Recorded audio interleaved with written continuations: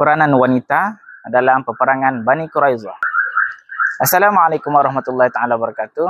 Dalam peperangan Bani Quraizah, sebagaimana kita maklum, kesemua laki-laki yang menyertai peperangan itu dijatuhkan hukuman disebabkan pengkhianatan mereka. Namun begitu, tidak semua kaum Yahudi Bani Quraizah yang dijatuhkan hukuman tersebut. Antara mereka yang terselamat adalah Abu Rifa'ah bin Samuil. Abu Rifa'ah bin Samuil ini telah berjumpa dengan Salma binti Qais untuk mendapatkan perlindungan. Dengan janji, sekiranya beliau diberikan perlindungan, beliau akan menjadi Muslim yang taat. Seterusnya, Salma binti Qais pergi berjumpa dengan baginda Nabi SAW dan menyatakan hasratnya ingin memberi perlindungan kepada Abu Rifa'ah bin Samuil Al-Qurazi. Dan baginda Nabi SAW memberikan dan juga mengizinkan jaminan perlindungan tersebut.